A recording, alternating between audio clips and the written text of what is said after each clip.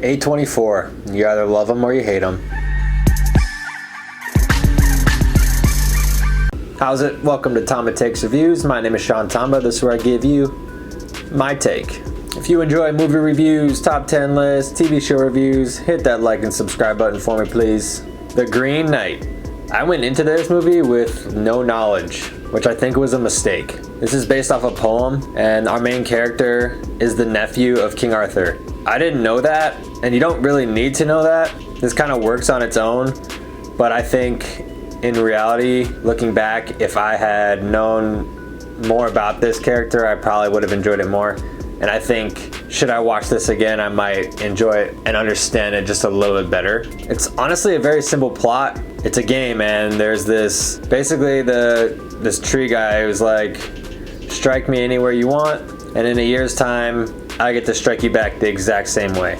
This game is very clearly stated, so in my mind, I'm thinking, why don't you just like give him just a little blow, a little scratch on the chest, a little scratch on the cheek, whatever.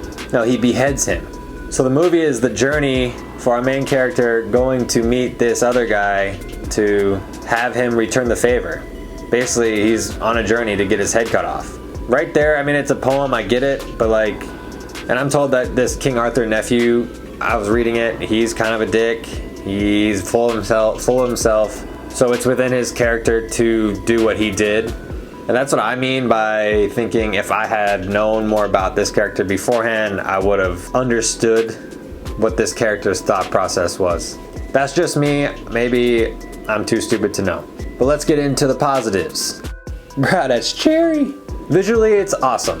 The cinematography is great, as well as the production design. It looked like medieval times. Like the costumes, the set pieces, very, very well done. However, it's very dark in spots where I felt I couldn't really see what was happening, and maybe that's just the aesthetic they wanted or the color scheme they wanted. But for the most part, I enjoyed the cinematography. I enjoyed the performances of Dev Patel and Alicia Vikander. Dev Patel really has to carry this story. It's his story. He's the main guy, and he does a wonderful job kind of going through this journey and learning about himself.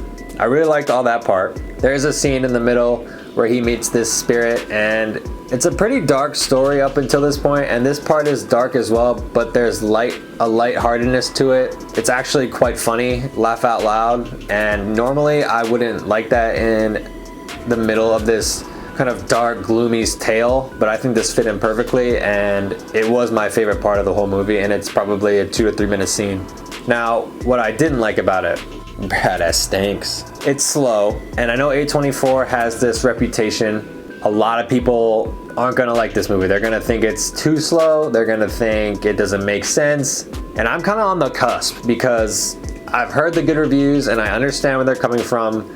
But as a casual moviegoer, I think most people aren't gonna enjoy this. There's a couple A24 movies I really like. I like The Witch, Hereditary, Midsommar, Uncut Gems. But I also think sometimes it might be too artsy for its own good. I mentioned that with some of the darker color schemes where I honestly couldn't tell what exactly was happening. And maybe this is just me, but they put up words on the screen and the fonts they use, and I know they're trying to be like, you know, olden times, but I couldn't read some of that shit. Like, and it's on the screen too quick that I couldn't make out what the word was.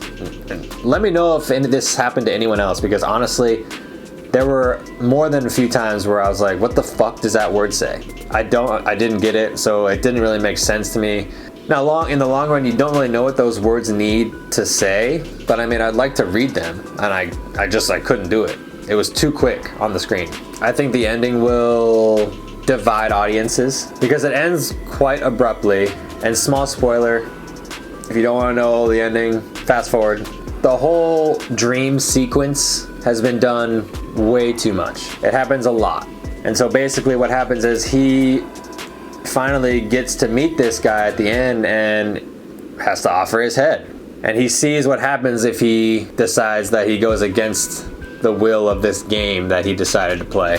And then we flash forward, see what happens to him, and then all of a sudden, bam, we're back to present, and it was just this imaginary thought that he had, or the future that he saw. And I just think that's so overdone in Hollywood nowadays. Sometimes it works, sometimes it doesn't, but for me, it just wasn't the best ending because I've seen it just so many times, and it's almost a cop-out in my opinion. Wouldn't say a cop-out, I get maybe, you know, this director didn't want to hold the audience's hand to make it through, and I respect that. So you can have your own interpretation of the ending. But for me, it wasn't like it didn't nail the ending for me. This isn't one of my favorites of the year, like a lot of people I've seen have. I think now that I know more about the story, I will want to rewatch this and kind of see if I enjoy it a little bit more. But for now, I'm gonna give this a B. I can't really recommend this to the casual moviegoer. I don't think you would like it. It's just a little too artsy and basically from beginning to end. So if you're not into that kind of movie, you're gonna think this is absolute trash. You're gonna think it's boring. You're gonna shut it off within the first half hour. So that is my take on The Green Knight. What is yours? Did you like it? Are you gonna see it? Let me know down in the comments below. I'll catch you guys next time. Shoots!